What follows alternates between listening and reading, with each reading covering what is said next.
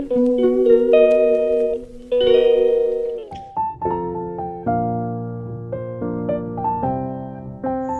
Friends, তোমরা সবাই কেমন আছো? ভালো আছো তো? আমিও বেশ ভালোই আছি। এখন বাজে 8:30। এই এখন একটু ইচ্ছা হলো চিকেন পকোড়া বানাই, আর সেটা তোমাদের সাথে শেয়ার করি, তাই ভিডিওটা অন করলাম। আজকে অনেকদিন পর চিকেন পকোড়া বানাচ্ছি। তা আমি এর আগে করেছিলাম খুব সহজভাবে, বিয়েবাড়ি স্টাইলে, খুব সুন্দর হয়েছিল খেতে। তাই আজকে ওইভাবেই বানাবো। ভিডিওটা তোমাদের সাথে আজকে শেয়ার করবো।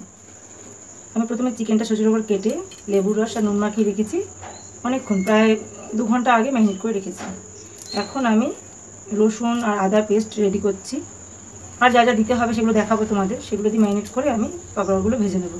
তো দেখতে থাকো আমি কীভাবে পকোড়া বানাই, ঠিক আছে? এই আমার ম্যারিনেট করা চিকেন ছোটো ছোটো করে পিস করে রেখেছি, একদম পকোড়া যেমন হয়।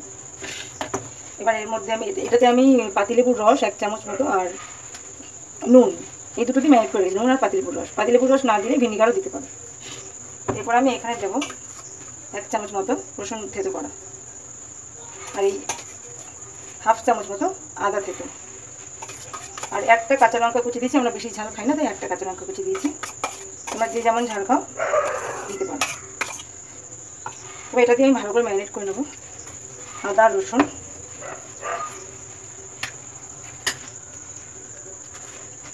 এবার আমি সামান্য হলুদ গুঁড়ো দিয়ে দিচ্ছি, খুব সামান্য, এটা স্কিপও করা যেতে পারে।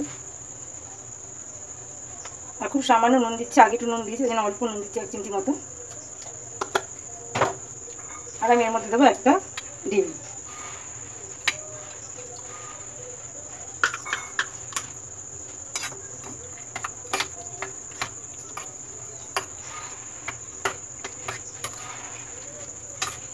বন্ধুরা, আমার রান্নাঘরটা প্রচণ্ড কম আলো, তোমরা একটুখানি ইগনোর করো ব্যাপারটাকে। দিনের বেলা তো খুব একটা ভালো আলো হয় না, কারণ একদম সিঁড়ির তলায় তো, এই জায়গাটা আলোটা খুব একটা খেলতে পারে না। আমি লাইট জ্বালেও দেখেছি ভালো, বেশি পাওয়ার লাইট, কিন্তু খুব একটা আলোটা ছড়ায় না, যেহেতু সিঁড়ির তলায় এটা রান্নাঘরটা, তাই জন্য খুব একটা ব্রাইট হয় না আমার রান্নার ভিডিওগুলো। আশা করি তোমাদের বোঝাতে পারলাম। আমি ডিম দিয়ে 1টা ডিম দিয়ে মাংসটা ম্যারিনেট করে দিলাম। এবার আমি দেবো কর্নফ্লাওয়ার,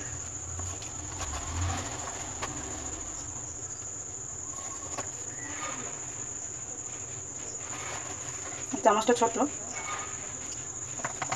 2 টেবিল চামচ মতো কর্নফ্লাওয়ার দিলাম। আমি আবার ভালো করে এটা মেখে নেব।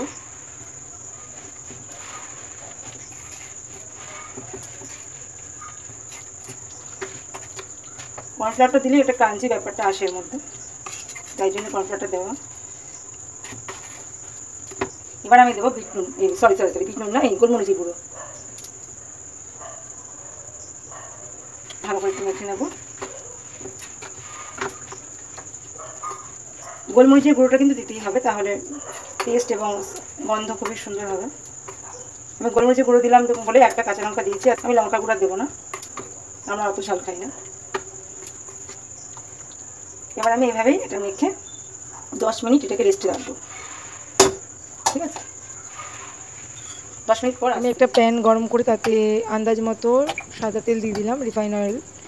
আর এটা তোমরা ডুবো তেলেও ভাজতে পারো, কিন্তু আমি ডুবো তেলে ভাজছি না, আজকে অল্প তেলেই ভাজছি। এবার আমি এক এক করে ম্যারিনেট করা চিকেনগুলো আমি দিয়ে দেবো।